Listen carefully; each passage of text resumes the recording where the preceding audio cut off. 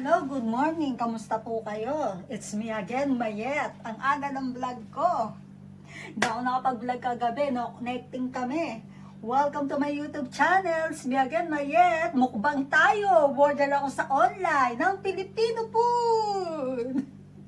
Kaya nakatali yung aking buhok para kakain tayo. Walang sasabit-sabit na buhok. Baka makain ko ang aking buhok. At ang cute ng aking dress. Courtesy of my prinsesa. Sexy siya sa likod. May ribbon-ribbon pa siya sa likod. At long back. Tama na ang model sa damit. Kain na tayo. Kain tayo mga lods. Tignan natin kung ano to. Ito na lang ang natira dahil kinain ko na yung kagabi yung iba. Bukbang tayo ng kare-kare, lechon, in-order ko sa online, at meron tayong bread. Hindi na ako umorder na extra rice, bread lang, peanut, at ito na rin yung natira sa peanut ko, at bagoong na alamang. Tara, kain na tayo. Ang sarap na ating umaga, kay gandang umaga. Umpisahan na natin. Hop. Mga lods, sarap talaga. Kainin natin to kare-kare. Nakain ko na siya iba kagabi. May pechay, talong, at sitaw. Wow, sarap-sarap. At ito naman yung ating lechon. Malutong siya. Yung balat niya malutong nung diniliver. Ngayon na lang nilagay ko kasi siyempre sa rep. Hindi ko siya kayang ubusin lahat. Kuha tayo ng lechon. So, itutuloy ko na po yung aking pagkain. Off camera muna tayo. Ininggit ko lang kayo. Yes, I got my order. Kare-kare. Lechon. Peanut. And bagoong na alamang. Praise God. Sarap-sarap. See you dance just one more time. So they say, dance for me, dance for me, dance for me. Oh, oh. I never seen anybody do the things you do before.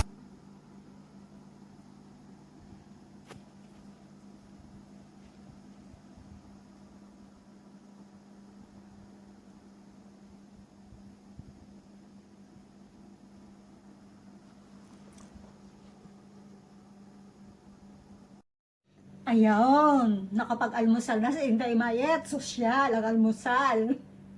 Libre ko po yan sa sarili ko. Coffee po tayo. Minsan pagkatapos kong kumain ng kahit ano, rice or basta pagkatapos ko kumain ng lunch or dinner, nagtitipo ako para natutunawan siya agad. Pero ngayon dahil umaga, coffee po tayo. Binigyan ko naman po ng reward yung sarili ko sa 13-month pay na nakuha ko.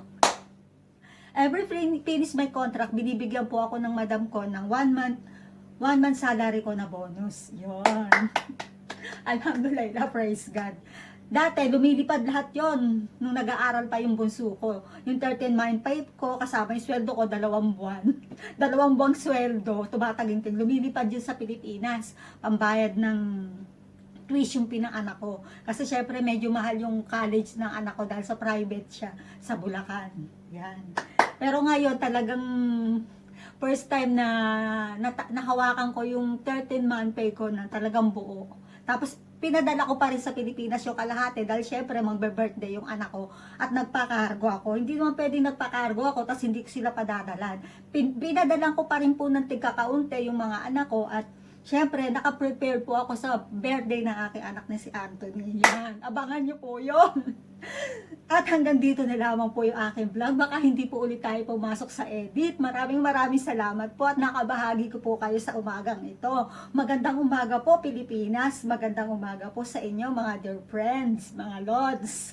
It's me again, Mayet. Thank you for the subscribe to my YouTube channel. Please click the bell button para update po kayo lagi sa aking mga vlog. God bless you all and maraming salamat po sa inyo. Sa aking family, ingat po kayo dyan. Hanggang dito na lamang po. It's me again, Mayet. Bye! God bless!